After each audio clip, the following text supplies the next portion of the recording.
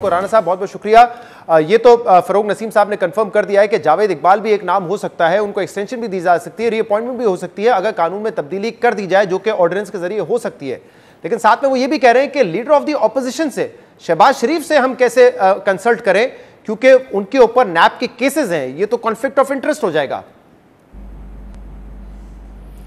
देखिए, ये अच्छे भले जो है वो कानून को समझने वाले और मेरी समझ के मुताबिक समझदार आदमी है, लेकिन ये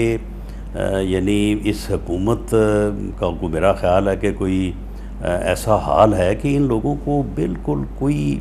ना बात करने में, ना कोई जो है वो यानी मौक़िफ़ बयान करने में कोई इनको जो है ना ला की कोई इनके सामने कोई हैसियत है, ना कोई यानी कोई सेंस की इनसे कोई बात हो रही है। आप मुझे ये बताएं कि अगर इस बात को जो है वो रूल बना लिया जाए, देखें लॉ में है,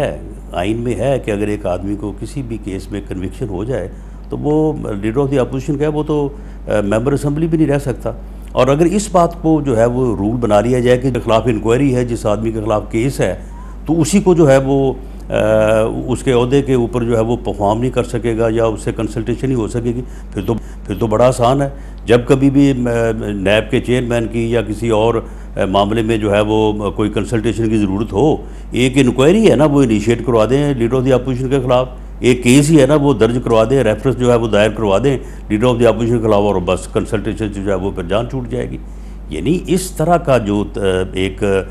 तरीका है, इस तरह से तो फिर हुकूमत के ख़िलाफ़ भी जो है वो इंक्वायरीज़ हैं, हुकूमत के खिलाफ भी बहुत सारे ये सवाल मैंने कल किया था फरोग दायर नसीम हो साहब सकते थे जो नहीं हुए। ये सवाल मैंने जब फरोग नसीम साहब से किया तो उन्होंने कहा अगर इमरान खान पे जाती तौर पे केसेस होते तो बतौर लॉ मिनिस्टर मैं उनको एडवाइस करता कि आप भी इस कंसल्टेशन प्रोसेस का हिस्सा ही ना बने।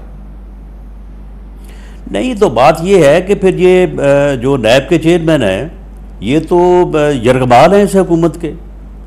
वो तो कैदी हैं इनके। उनसे ये जिस तरह से इन्होंने वो वीडियो केस के बाद उनको जो है वो इनको यरगमाल बना के रखा हुआ है, और जिस तरह से उनको जो है ये ब्लैकमेल करके अपोजिशन के ख़िलाफ़ जो है वो केसेस और गिरफ्तारियां करवा रहे हैं, तो गवर्नमेंट के ख़िलाफ़ उसी तरह से ये ड्रॉप करवा रहे हैं। वो हेलीकॉप्टर वाला केस इन्होंने ड्रॉप करवाया है, जुल्फ़ी वाली इंक्वायरी ड्रॉप करवाई है, मालम जब्बा वाली इंक्वायरी ड्रॉप करवाई है, बल्कि ये अब करवाई है। उनको ये कह के कि हम आपको एक्सटेंशन जो है वो देंगे तो आप ये सारी चीज़ें जो वो ड्रॉप करें, तो ये तो फिर जमहूरियत ना हुई, ये तो फिर रूल ऑफ लॉ ना हुआ, ये तो फिर फैशिज्म है। के हवाले से ऑपोजिशन कहती है कि वो मुतनाज़ा हो गए हैं, जानिबदार हो गए हैं, कॉम्प्रोमाइज हो गए हैं, तो उन्होंने कहा कि देखिए वीडियो अगर इतना बड़ा इशू होता तो ऑपोजिशन जो है शोर मचाती, हम फॉरेंसिक करवा लेते इसका, अगर ऑपोजिशन मुतालबा करेगी तो हम फौरन करवा लेंगे इसका फॉरेंसिक। दूसरा सवाल फिर आपसे ये भी है कि अगर आपको लगता है कि इतने मुतनाज़ा है तो क्यों ऑपोजिशन सुप्रीम जुडिशल काउंसिल नहीं गई फिर नैब चेयरमैन के खिलाफ? नहीं, देखें शहजाद, अब मामला ये नहीं है कि जावेद इकबाल साहब जो हैं वो चेयरमैन नैब रहने चाहिए या नहीं रहने चाहिए। अगर वो रहने भी चाहिए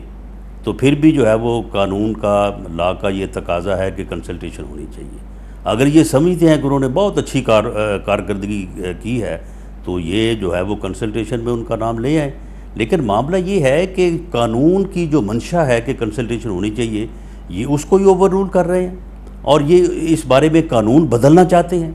यानी देखें, जमहूरियत जो है वो इसी इन चीज़ों का नाम है ना, जमहूरी रवायात होती हैं, जमहूरी जो है वो ट्रेडिशंस होती हैं। अब अगर आप एक कानून है और उसको जब चाहें जो है वो आप बदल दें, ये जो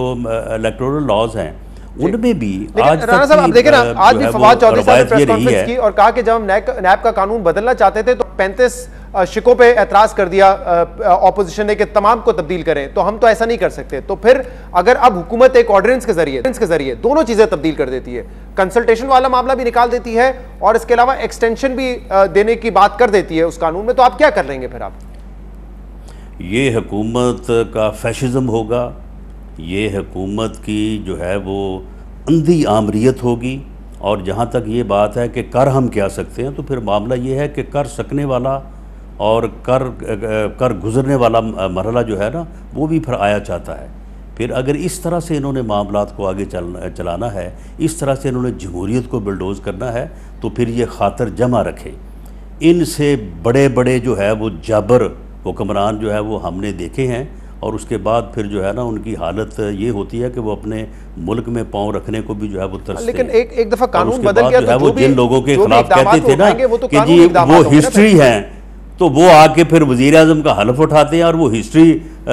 बनाने वाले जो हैं वो फिर किसी और जगह बैठे होते हैं। तो ये जिस किस्म की रौनियत, जिस किस्म का तकब्बर जो है, ये आज